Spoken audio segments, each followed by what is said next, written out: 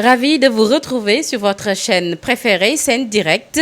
Désormais, voir l'actualité, c'est bien possible avec votre tout nouveau numéro d'Hebdo Culture. Hebdo Culture reçoit aujourd'hui un grand nom dans ce milieu de la mode. Mais avant tout cela, voyons l'actualité culturelle. Le journaliste et universitaire sénégalais René Massiga Diou vient de sortir un roman portant sur la trajectoire d'un jeune rural,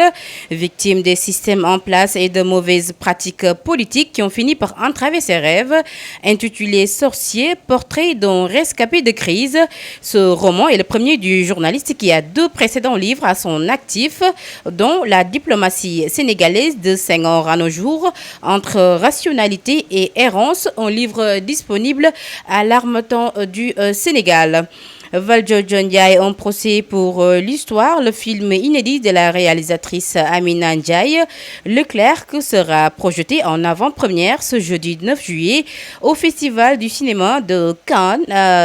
plutôt, en France. Ce film qui revient sur la lutte de Valdiodio Ndiaye pour l'obtention de l'indépendance du Sénégal sera mis à l'honneur aux côtés d'autres films en vue de faire connaître son histoire à la face du monde, renseigne le Nouvel Afrique. Toujours actualité culturelle née d'une mère française et d'un père sénégalais, David Diop a remporté l'international prix Booker Prize pour son récit Un soldat sénégalais qu'il partage avec sa traductrice Anna Moshovaki pour son roman At Night All Blood Is. Accusé d'être l'ambassadeur des LGBT au Sénégal, le leader de Ramdan Wali Balago Seck a marqué l'actualité de cette semaine. À travers une vidéo postée sur sa chaîne YouTube, l'artiste a apporté des éclaircissements sur ces accusations et déclare, je cite, « Je ne suis mêlé de près ni ou de loin à ces affaires. Je n'ai jamais reçu d'argent provenant d'eux et je ne le ferai jamais car je suis à l'aise financièrement. » Fin de citation, a-t-il déclaré. Place maintenant à notre invité du jour. Nous sommes aujourd'hui avec un grand nom dans ce milieu de la mode. Il s'agit de Bamba Partenaire. Bamba, bonjour. Bonjour madame, comment vous allez? Ça va très bien, content trop dalal tey jii ci suñu plateau bu Sen Direct ñoo fekk la fii sa bërëb nga nekk fii ci Bourguiba. waaw aussi di content aussi di leen accueillir vraiment di nuyu yow mi may introduire di nuyu aussi borom Sen Direct Papa Gora depuis les États-Unis di nuyu sama clients yi partout dans le monde ak aussi nekk Sénégal yëpp maa ngi nuyu di nuyu aussi sama yaay bu baax a baax. Alors Bamba, si on devait revenir un tout petit peu ci sa parcours lan nga ñu ci war a mën a wax à tes débuts jusqu'à maintenant fi nga ci toll ba ñëpp tey ji ràññee la ci milieu ci wàllu mode fii la ci Sénégal. Bon sama début moo xam naa moom su ma koy wax du jeex fii mais en fait ma wax ci tuuti rek pour genre mayal ñaaxaale aussi yenn jeunes yi nga xam ni ñu ngi ci yoon bi di ñëw waaw affaire yi yombul aussi musul yomb. xam nga métti woon na mais aussi man li ma gëm mooy am gëm-gëm am ambition am conviction aussi am amour ci li ngay def c'est très important pour une parcours quoi waaw man bi ma ciy dugg ma dugg ak zéro mooy benn machine am benn puxus di mbëkkante vraiment aussi métti woon na mais fi ma taxaw tey ci ñëw nekkoon na lu ma gëm xamoon naa daa ñëw foofu parce que au moins demi-mesure li may def dama ko gëm nekk ci à 100% aussi suñu borom jàppale ma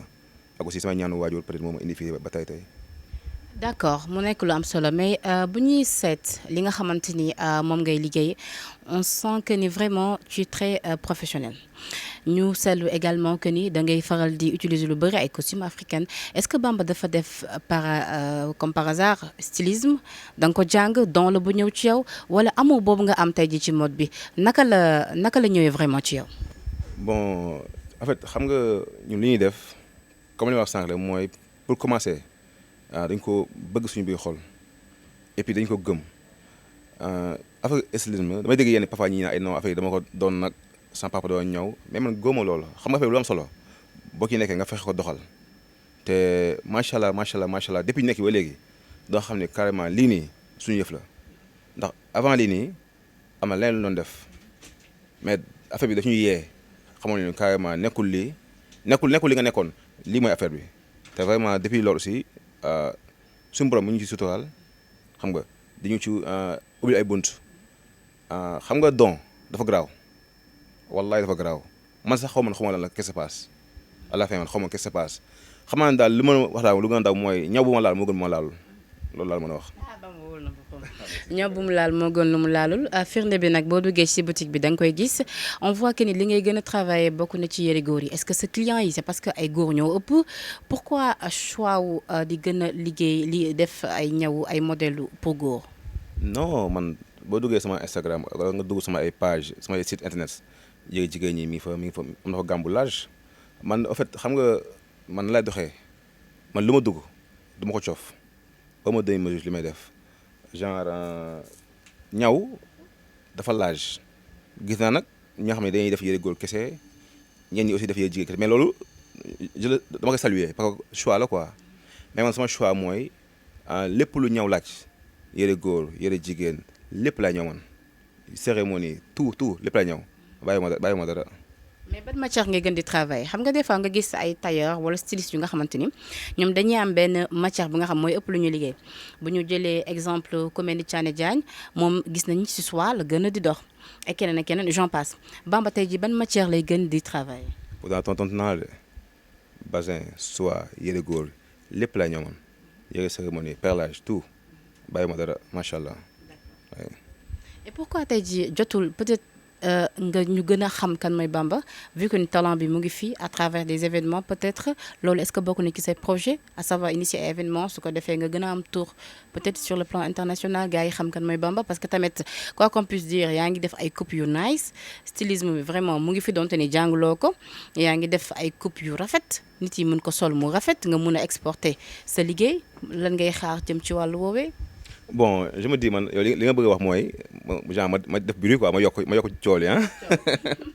na Bamba moom je pense Bamba moom wax dëggal à travers moom ci wàllu stylisme ñëpp xam nañ Bamba partenaire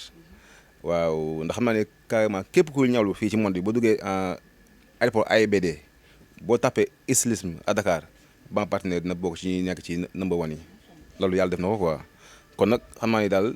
naa fexe yokk bruit bi ànd ci ak yéen ak yéen ak waa Sen Direct n'est-ce pas noonu la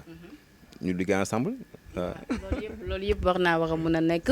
tabaski bi ñu nekk nii également ñu gis ni tendance bi bëri na ñaw yi nit yaa ngi koy préparé parce que ay fan rek ñoo ci des nga ñu amal ko lan nga jàpp ni moo nekk tendance bi ci tabaski wala boog lan mooy tendance bi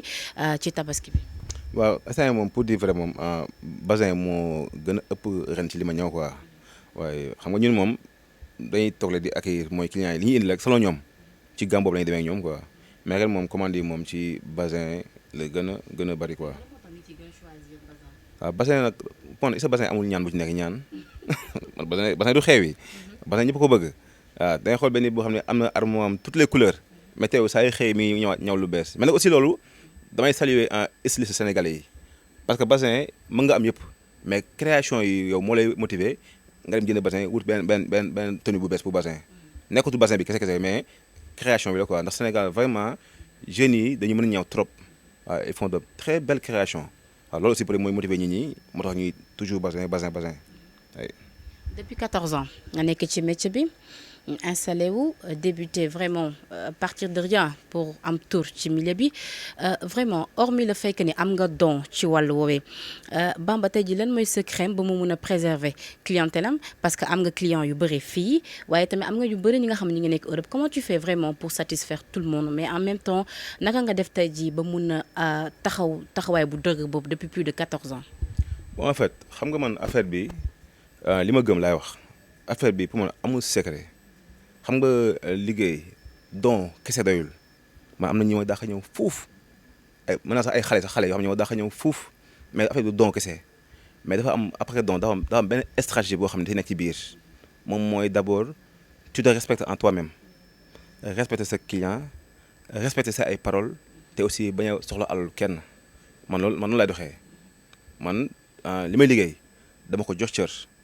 képp koo jox sa xaalis daa ñawal ni nga ko bëggee envoyé ko ak ni nga ko bëggee incident nag mënul ñàkk incident mais bu amee aussi dañ lay woo wax la carrément li ma fi nekk ñu trouver une solution man Bamba ba ma woo rek may jot dawuma kenn laxatuwuma kenn ku ñëw fi may fekk d'ailleurs ma am bureau bu ñëwee ci bureau ngay fekk ma toog kon kooku amul lu muy laxatu xam naa daal lu waay mën a nekk daal boo ko joxee cër respecté ko suñu borom mën na ci tegal téela ci quoi parce que loolu moo bàyyi Bamba 14 ans ba léegi nii macha allah macha allah ñuy sant yàlla aussi. est-ce que di ngay faral tamit di def ay costumes parce que tamit pour muy inciter les Sénégalais à consommer local parce que ñi ngi gis ne Sénégalais yi seen problème majeur bokk na ci duñu consommer li nga xamante ni ñu ngi koy defaree fii ci réew mi tout récemment rek ñi ngi gis ñu mel ni ay rapport mel ni comme Simon Kouka mi ngi lancé kaay solu fii di nekk benn plateforme bu bees bu mu teg waaye tam slogan bu bees bu nga xam ne mu ngi ko teg ngir gën a mën a inciter les Sénégalais à ce que ñuy consommer local pour yow lan moo waral vraiment Sénégalais yi duñu consommer local à 100% serait-ce parce que dañoo doyluwul wala dañoo gëmul ni ñi fi nekk vraiment am nañ talent. pourtant nag man je me dis man question bi nii peut-être dama di mën nga ko poser peut-être 5 ans passé wala mais instant yii nii man par rapport ak man comme ci li ma nekk nii gis naa les Sénégalais léegi am nañ ci benn mentalité bu changé bu baax a baax. waaw des na mooy sama costume boo xoolee sax boo xoolee comme ñi liggéey bureau ak les bureaucrates surtout costume français carrément boo xoolee costume africain ko ñu ma sol nii ñi ëpp mu leen liggéeyee. même à la présidence boo demee man j'ai des clients qui sont là-bas mais seen commande yëpp genre yi la parce que moo gën a adéquate moo gën a aussi relax te puis léegi coupe yu bees yi léegi te classe très bien en plus coupe yu bees yi léegi coupe yi tu es à l'aise boo ko solee kon nag je me dis man sénégalais yi léegi ñu ciy am bàyyi xel bu baax a baax vraiment ça change très bien vraiment oui. d'accord nee na ça change très bien espérons que ni nag li mu wax dina gën a tax nit yi gën a am confiance ci suñu sites yi nga xam ñoo fa nekk parce que tamit ñi ngi def liggéey bu nga xamante ni mucc na ayib neex na te it rafet na xool rafet na tamit ci sañse mais Bamba tey jii vraiment lan moo nekk sa cri de cœur li nga xamante ni gis nga ni vraiment ça te tient à cœur et que boo ko waxee dina tax liggéey bi gën a mën a dox ci yéen ñi nga xamante ni vraiment yéen a yëngu ci wàllub ñaw. bon par rapport ak ñun par rapport ak gouvernement bi je sais pas. et puis Bamba gis nañ tamit ni yaa ngi jaay ay dàll yi defaroo ko dàll yi fu muy jógee pourquoi nga choisir def ay dàll est-ce que tamit sa client yi dañoo amoon habitude di la demander à ce que dañoo bëgg ay dàll yu assorti ak seen ay yére wala ay partenaires yu nga xamante ni yaa ngi ko am ngir gën a mën a may leen visibilité ci seen wàllub liggéey. en fait dàll yi moom c'est pas mon domaine dàll yi xam nga ñun moom dañuy yaatal am na suñu benn grand boo xam ne da koy def xam nga vraiment mu ngi tudd grand Joxane kaay fii gis naa moom talent te man j'aime bien les gens xam nga qui ont de talent xam nga ma ni pourquoi pas comme yére yi may ñëw gars yi commandé yi mu jël yenn couleurs yi def ci xam nga mu gën a simple quoi parce que nga jënd fii yére war a génn dem marché gën daal mën na compliqué loolu tax ma def ko mais man nekkul sama doon maa koy defar wala genre daa bokk ci man quoi sama benn grand moo koy defar ma bëgg ko promouvoir rek quoi très bien waaw bon xiri kër mooy xam nga du ma ne sax nañu jàppale gouvernement bi parce que fii ku nekk je me dis yaay jàppal sa bopp xam nga liggéey mooy lépp dégg nga ni lu moo nekk rek gëm sa bopp nga liggéey boo liggéey di nga ma jàppal sa bopp mais aussi am na yenn astuces yoo xam ni ñun mu ñoo defar suñu bopp xam nga comme peut-être man au problème boobu man damay dem partout dans le monde yàlla dogal na loolu macha allah mais am na gis naa yenn jeunes yoo xam ni dañuy ñaw seen ay ñaw ba koy exporter day compliqué dañuy bëgg a dem jënd tissu day compliqué ci ñoom mais yooyu bëgg naa aussi gars yi bàyyi ci xel bu baax a baax ndax ñun amuñu Sénégal fii ay production yoo xam ne dañuy mën a defar tissu évidemment il faut ñu voyager dem di jënd ay tissu di ñëw di ko defar suñu ay création di ko mën di ko exporté waat kon nag nañ jàppale jeunes yi gestu leen te du loolu dong ak ci yenn kii yu bëri xam nga defal jeunes yi aussi ay pexe ñu mën a liggéey xam nga waaw et puis je parle pas de moi de man wax dëgg yàlla man vraiment je me plains pas maay sant yàlla bu baax a baax mais aussi boo nekk ci milieu aussi booy wax da ngay waxal ñëpp rek xam nga xam naa li ci biir xam naa li gars yi dund voilà te aussi loolu man traversé naa ko peut-être suñu borom moo jàpp peut-être xam nga ba ma am ci ndimbal ba romb loolu mais xam naa ne carrément am na yenn jeunes yoo xam ne ñi ngi ciy sonn bu baax a baax surtout côté voyage bi day bëgg a voyager gars yi leen di tànc dina may ay visa parce que ma si xale boo xam ne ubbi na fi kii am entreprise am même su amee benn employé benn mi ngi promouvoir mi def dara ci Sénégal ndax au moins dina ko fay mu mën a fay courant may yaayam kon gens jeunes dañuy jël jàppale ñun suñu ginnaaw dafa diis ñun dañuy employé ay nit ñu bëree am ay mag ay pa yëpp ñuy employé fin du mois da ngay tu fais des salaires comme ñëpp xam nga gars yi dem fay seen kër yi ñoom ay xam nga dem fay ay courant te lépp Sénégal la jógee mais Sénégal la dugaat nan bàyyi jeunes yi bàyyi xel jeunes yi bu baax a baax. mais est-ce que Bamba yaa ngi accessible sa prix yi parce que vraiment ku xool tenue yu ngay jaay nii on sent que ni vraiment lii moom ku nekk ca moom mënu koo jënd ba doole mënu koo sol peut-être je dirais mais est-ce que sa prix yi yaa ngi ciy sóoraale vraiment ku nekk bu ko defee ku ñëw fii rek mun cee gis boppam mun a jënd tamit li nga xamante ni dina ko mun a sol mu rafet. bon encore une fois côté boobu aussi dama ciy waxaat toujours ah xam nga Sénégal lu seen problème ñoom duñu ragaluñu prix de xam nga lu ñu ragal décor lañuy décor en plus dañuy ragal tour comme ma partenaire am na tour xam nga bu ñëwee place am na décor mais loolu ñun loolu mooy suñu devoir ñun mooy bu nekk ci dëkk bi jéem a li ñu nekk jéem ko promouvoir parce que nga bal ma quoi boo xoolee autant ñaw suñu maam yi nañu mooy benn boutique teg machine bi tissu yi tiim la léeg-léeg nga ñëw benn tissu wàcc sa bopp dëkk nga xaw a xam nga wengulu xam nga yooyu c'est un peu dépassé quoi mais sénégalais bu ñu ragal ñu suñu devoir mooy fexe am tuuti ci dëkk bi en plus li ñuy nekk mu am décor bu rafet mais prix yi sont pas cher bu ñu ragal. Bamba partenaire. ku ñëw Bamba partenaire soo amee 5000 sax mën nañu la habillé. non mais pourquoi pas si affaire yi waxtaan bu jubóo. Bamba 5000 nga wax de 5000 francs. non 5000 francs moom su ma la habillé moom dama ko def sax sama yëmande xol laa ko defee mais du samay prix moom pour dire vrai xam nga dëgg mu neex yàlla mën naa nag habillé nag ci 5000 mais loolu ci man lay dépendre loolu. Voilà, c'était à l'instant Bamba partenaire mais avant ñu tàggatoo ak moom place maintenant à l'agenda culturel. Votre agenda culturel, l'association Chapa Choli organise le festival Ma Valise à musique au Grand Théâtre National Doudou Ndiaye Coumba Rose le 23 juillet 2021 à partir de 20h. Un festival qui vise à raffermir par la musique les liens diplomatiques entre le Sénégal et l'Espagne, mais aussi le Japon et le Cameroun, tous conviés à cette fête. L'exposition Vlessible se poursuit toujours au Corniche Ouest et prendra fin en août. L'exposition photographique en plein air sur le thème de l'inclusion sociale des personnes vulnérables et en situation de handicap est une initiative de Dakar Agence italienne pour la coopération au développement en collaboration avec le photographe Alune Bi et Delphine Bouys, commissaire d'exposition. Vous pouvez aller le découvrir. Le groupe Nyama Nyaba sera en concert le lendemain plutôt de la Tabaski au collège Hyacinthe Thiandoum de Dakar.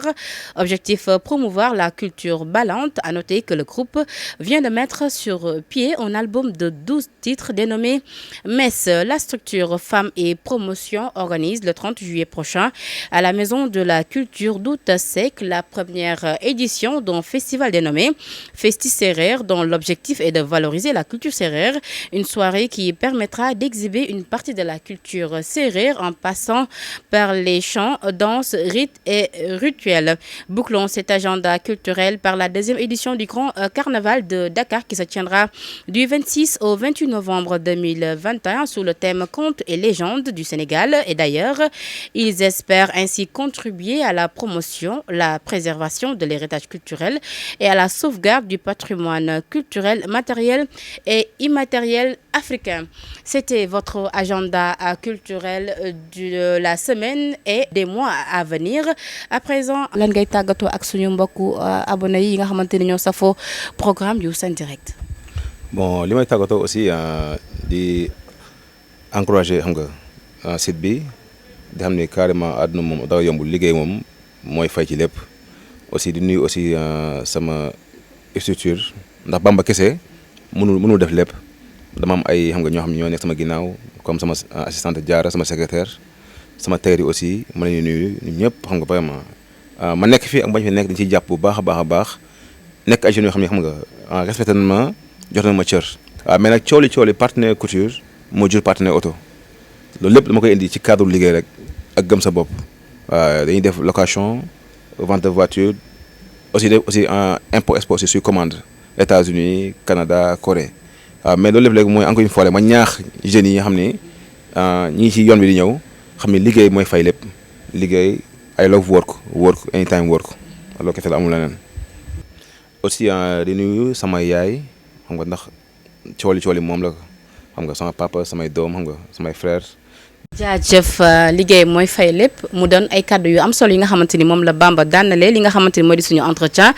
mu doonoon seen émission Hebdo Culture may remercier nag équipe technique bi nga xamante ni moom la àndal ku mel ni Pinon Papi ci caméra bi Cheikh Tidiane pour la coordination Lay pour montage bi c'était votre émission Hebdo Culture désormais disponible si seen page YouTube sendirect.com semaine bu nekk di ngeen ci am benn numéro à chaque fois ñu ciy waxtaanee culture aada ak cosaan bu leen soxal bu leen neex pour des découvertes lépp ngi ci biir à ne surtout pas manquer peace and love merci.